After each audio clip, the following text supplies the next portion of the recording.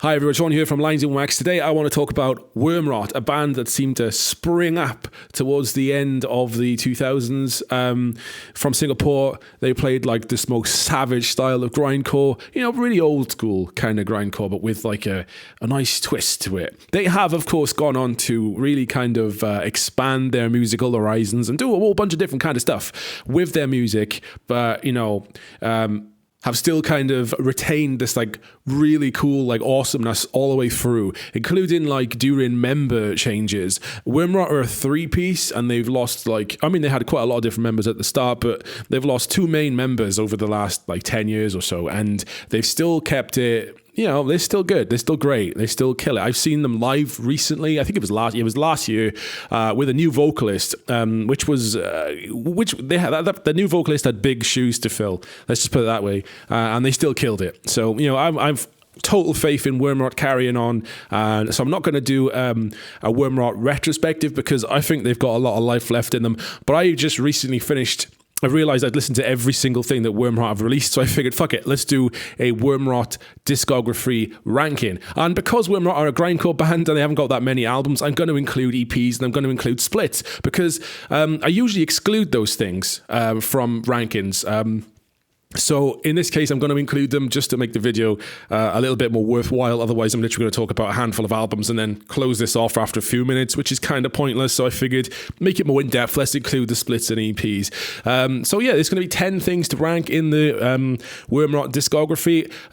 One thing I'm not going to rank is a CDR split that was done by Wormrot and the bands SMG, Kazamate and Gat. I don't know if I'm saying Kazamate right, but yeah, they did a split on CDR. It was self-released. And the reason I'm not including that is because they aren't original tracks. Wormrot very briefly went down the Agathocles kind of route there, just putting the same things on different splits. And this is the split which is pointless because these tracks are on another split, so it's pointless in including this one. So I'm not going to include that, but honorable mention to it. If you see it or see it online or whatever, just listen to it because I'm sure it's cool. SMG is really cool. I've never heard the other two bands, but I would definitely check that out. In fact, I might check it out if I come across it. But as far as the Wormrot discography ranking goes, I'm not going to include it. So let's start then. I don't think that Wormrot have ever really done a bad record. I'll preface this, discography ranking by saying I don't think they've ever done a really shit record. So there's not going to be any proper spicy takes in here. But let's start at number 10. So at the very back of the pile then, my least favourite Wormrot release has to be their original demo or promo from 2007. Now I say this because it's pretty raw. I mean, there's no reason for anybody to ever really listen to this unless you're a total grind freak and you love your noisy, horrible shit. Then, by all means carry on with it. But for your average grindcore listener or your man in the street exploring the music of Wormrot, this is pointless. It's very, very badly produced. It's cobbled together, I think, from a series of sounds like rehearsal demos. There's nothing. It's good to listen to, and then if you're in the deep end of grindcore, you're going to hear a lot of stuff that sounds like this anyway. So it's not particularly awful in that regard. If you're listening to stuff like, as the previously mentioned Agathocles and Holy Grave, the kind of bands that put out rehearsal quality kind of material as actual splits and stuff, you're going to be okay with this. But just generally, considering how polished some of the studio albums are, this is way off the beaten track. And it's only really worth checking out if you're interested in where the band started. Other than that, it's probably not really all that interesting because in number 9, slightly better than it, you've got 2008's Dead EP, which is more or less another demo, to be honest. But it's slightly better production, still very raw, still very abrasive. And you've got a few of the tracks, I think, from demo promo 2007 re-recorded or reimagined on this thing. It has a bit more go to it. It's a bit more fully formed, but it still isn't really the Wormrot that we all know and love. Now, it's really good, again, if you're interested in where the band came from, what the kind of stuff they were doing before they kind of, quote-unquote, blew up and signed to Earache and all the rest of it. But, this is, again, one for the diehard fans and probably not much, here for anyone who's not, a diehard Wormrot fan. In 8th place, I would put the Wormrot and Diseptic split cassette. Now, the reason I'm putting this above the Dead EP is because even though Wormrot, I think, have reused quite a few songs from the Dead EP on this split, I'm not sure if they're new recordings. I've listened to these two things quite a few days apart, so I'm not sure if it's the same recording, the same session used here from Dead EP.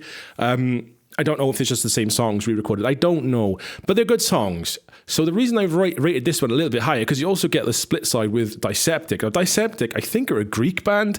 Never really heard of them before. I don't really know if they've got anything else. They seem to have fucking disappeared off the face of the earth. But the stuff here on the split with Wormrot is really good, to be fair. It's got a proper, really like growly, gravelly vocal that drives it. It's proper like raw grind. Really good shit. And, if this was any other band, these were just two nameless bands with gross names that I came across online or randomly bought a split from a distro one day, and I spun this. I think, this is really cool. So yeah, I think this is a great split, and if you're really into this shit, then maybe try hunting down one of the old tapes. That would be really cool.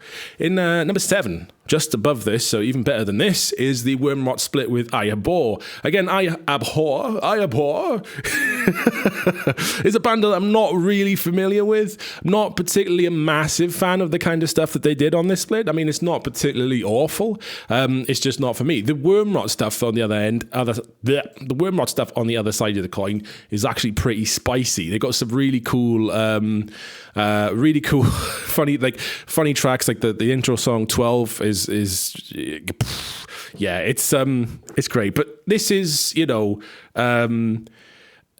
more of what you expect Wormrot to sound like if you've heard their main studio albums. Then this is what you're going to get here, like blasting carnage, that they really hit home with. And for a band of this style, actually, as a grindcore band, they haven't done that many splits, which is interesting. But yeah, this is one of the only Wormrot splits. There's two, right? And then the third one with Gat and those other bands, SMG and so on.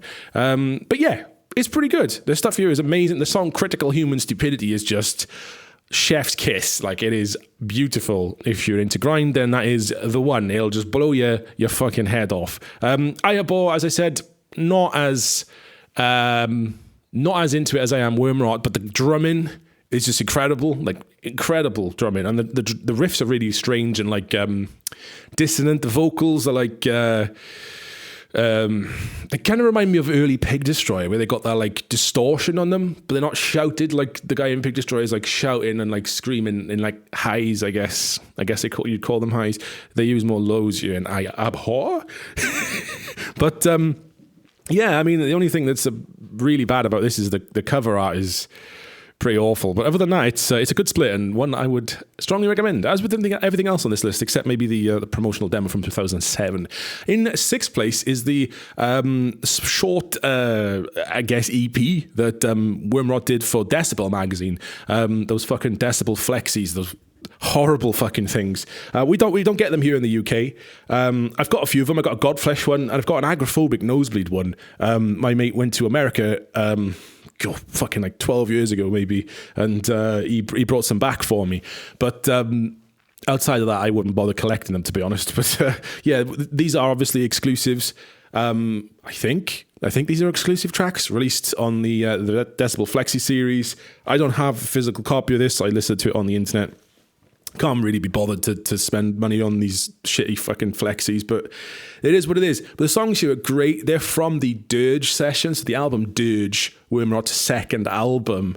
The studio session is very similar to that. Maybe even the Noise EP, I forget, but it's very similar sound to both of those releases. So this is really good. The only downside is it's 2 minutes long. So it's over before you even think. It's oh, this is so good, I'm getting into this, and then it's done. It's over with, So it's almost like a non-entry, really. But as far as I know, this is original material that's only available here. Check if I'm wrong. Let me know in the comments, and I'll correct you and pin the comment. But that's why it's here. It's fucking grade A Wormrot, but it's 2 minutes long. So the other stuff is gonna be better than it, right? So in 5th place is Wormrot's third album, Voices. Now, Voices came out a while. It was like a 5-year gap between Voices and the previous album. So it was like, oh, Wormrot done? Are they going to come back? You know, what's going to happen? And then boom, they came back with this, well, super long awaited review, you know, 5 years. That's not something to sneeze at. I mean, as I get old, time seems to just fucking go. But when I was like in my early 20s, 5 years seemed like a long ass fucking time. So yeah, man, when I found out this album was coming back, I was pumped. So yeah, before this, the last thing we heard from them chronologically was the Noise EP. You know, it's been so long since we heard anything from them. And Voices initially, now obviously in 2024, we know what Wormrot sound like. But when Voices first dropped, it was a massive departure from what everyone was expecting Wormrot to sound like. The production, for a start, was way better than the previous two albums, even though it was a massive jump between album 1 and album 2. Album 3, it was just like, what? This is like a new band. And I suppose it was in some regards, because they had a new drummer. The original drummer that was on the first couple of records, I think they had an original drummer or two maybe back in the early days when they first started. But like the first drummer, Fitry, so maybe he was like the third drummer, I don't know. But the drummer appeared on like the original records and demos and stuff, Fitry. He's no longer in the band. He's been replaced by somebody called, I can't remember his name. It's Vijesh. Sorry. I'm terrible with names. Good with faces, terrible with names. So you've got this new drummer, and he's the human equivalent of a gale force wind. You know, he reminds me of Adam Jarvis from Misery Index and Pig Destroyer. Got that kind of feel to him, you know. The main thing that's different here this is alien to a lot of grindcore bands, is melody. There is creepings of melody working their way into tracks, and there's longer songs. The band is starting to progress in writing songs. A good example of this is the song Compassion is Dead. And the only thing that I can really remember it or compare it to, at least in like straight up like grind, is like some of the 2000s era NASM stuff. We've got that kind of like, I don't want to say black metal riff, but it's like kind of like a weepy kind of melodic riff that's in there, and it does remind me of that stuff. So yeah, Voices was fucking great, but it was a bit of a departure from what I loved Wormrot for. So out of the actual studio albums, it's my least favorite, but it's still better than all the splits and all the other stuff. In fourth place is Abuse, the debut album. Now this was a revelation. When I first heard Abuse, it was just like carnage. You know, this is, amazing. I had it as well. I don't want to be, I was into them before they blew up, but that wasn't what happened. I saw them on the UK tour. I think I saw them in Deathfest in Leeds, 2010. And Shane Embry had a stall randomly. Was Shane Embry doing like Fito Records at the time, From a Slave to Liberation Records? Wasn't that Shane Embry's record label? Is that a fever dream? Did that happen? But I remember buying this fucking album off Shane Embry. That much I do remember. And it was the TVG pressing of Abuse rather than the Eurig pressing. And this one didn't have like a bazillion bonus tracks. This one just had like, I think just like ones, it was like 20 minutes of grind, like a proper grind LP essentially. Anyway, what I'm saying is that just, this was like it was like another, I almost thought it would be another Insect Warfare World Extermination moment.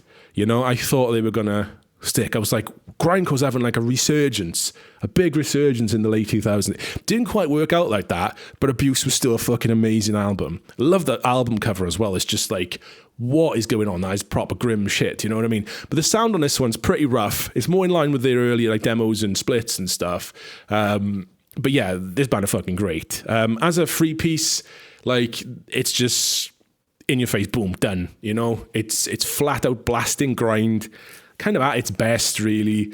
Only really stops or slows down to fall into some sort of D beat or like one of those wide fucking like hardcore pit widening riffs, yeah, this is great. This is fucking great. There's a Yeahs cover on here, which is not very grind, but I appreciate the I appreciate the moxie to include such a thing.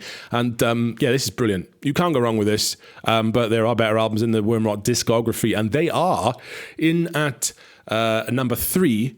is Hiss, the most recent album. Now, Hiss came out, I think it was last year. It was 2022. Fucking hell, I'm getting old. Time, like I said, time just flies by, man. 8th of July, 2022. So by the time I put this video on YouTube, in a couple of months, it'll be like 2 years since it came out. How the fuck? Like, oh my God. But yeah, I would have said this was a brand new album, but it's not. Clearly, it's 2 years old.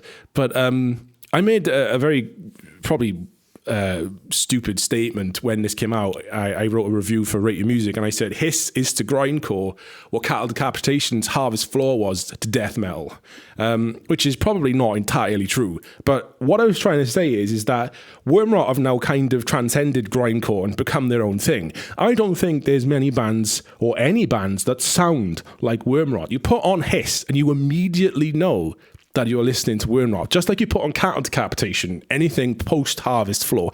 Actually, to be fair, anything before Harvest Floor as well is pretty distinct, you know what I mean? What I was trying to say is that just like Cattle Decapitation, when Cattle Decapitation started doing all these, going off on a tangent here, they started doing all this melodic, dare I say melodic stuff with the weird singing.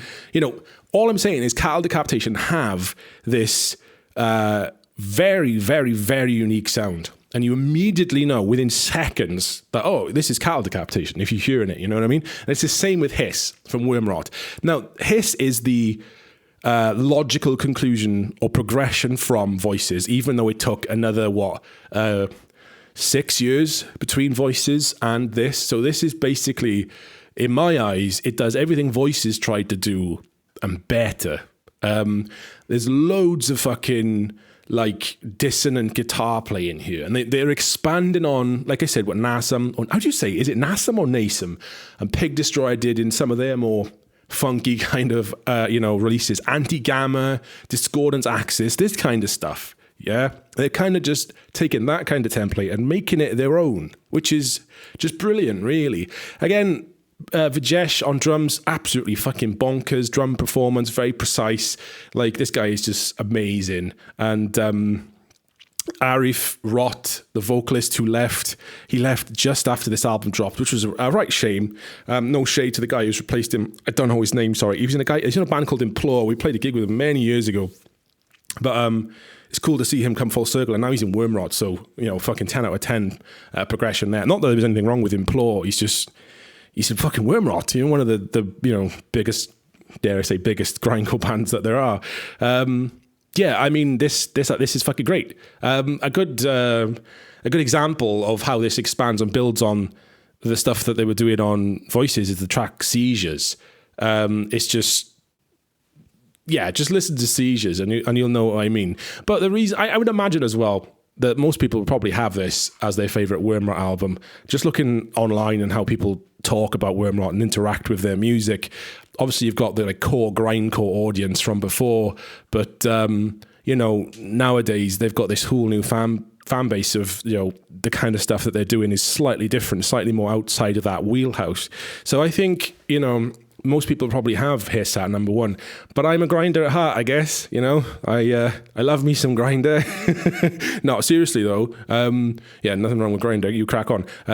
I love grindcore. So in number two, Dirge, the second studio album. Yeah, 2011.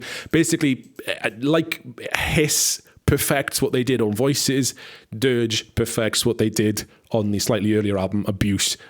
This, to me, as far as the full lengths go, is the best Wormrot full length. It takes the oral carnage of Abuse and streamlines it, into a more focused, primal grindcore attack. Now, don't get me wrong, Abuse is fucking amazing, but it's a little rough around the edges compared to his slightly younger brother, Dirge. Here, the production is smoother, without losing any of the quote-unquote edge needed for grindcore to like really successfully work. And the songs hit that extra bit harder.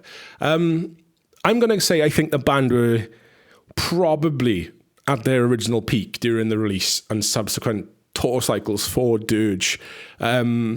Like, this would be their, I guess, classic era, you know what I mean? Not to discredit all the cool, like, progressive stuff that they're doing now, which is equally as great. Just, this really just appeals to my, my core love of grindcore that I grew up with. So, you know, on that note, in first place is not a Wormrot album. It's a very short EP called Noise.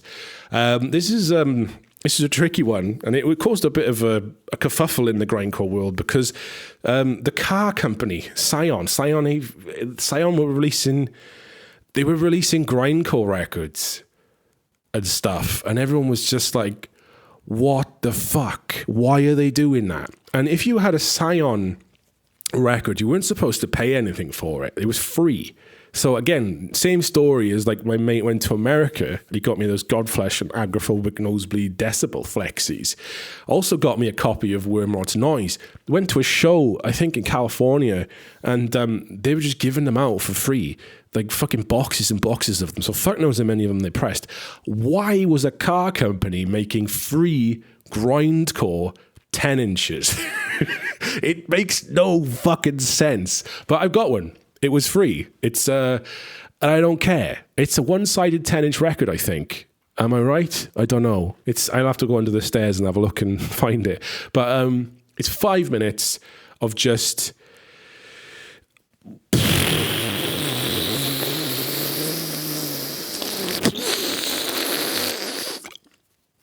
yeah, it's just unstoppable grind. It's basically like dirge distilled into just, there we go, have this tiny little pocket of explosion. You know, it's 5 minutes of just, I don't know, I'm losing my thread. It's just like one of the best EPs ever made in any genre. Fight me in the comments. It is just 5 minutes of complete modern grindcore fucking extremity. It is one of the best fucking like examples of how to like mix like hardcore and metal chuggery pit, you know, moments, like the proper bit everyone likes to throw down to, and just blasting unrelenting fucking grindcore. It's just bonkers, honestly, and that's why it's my favorite Wormrot release. I'm going to wrap it there because I'm slowly losing my thread like an old man. But yeah, that's Wormrot ranked. I hope they do more records. I really do. I don't know what the future of the band is looking like now. Realistically, only the guitar player is the only remaining original member. What's his name? Is it Rashid? Rashid? I'm terrible with names. But yeah, it's Rashid, right? It is, isn't it? I'm going to look like a fucking idiot if that's wrong. But yeah, I don't know. Wherever he takes fucking Wormrot, I'm down for it. I'm down for it. I'm here for it, and I'm looking forward to any new shit that they put out. So that's it for now. I'm going to stop waffling because, like, how is this a 23-minute fucking video about a grindcore band? I will see you in the next video. Take care. Don't do anything fucking too stupid, and I'll see you in the next one. Have a good one. Cheers now. Bye.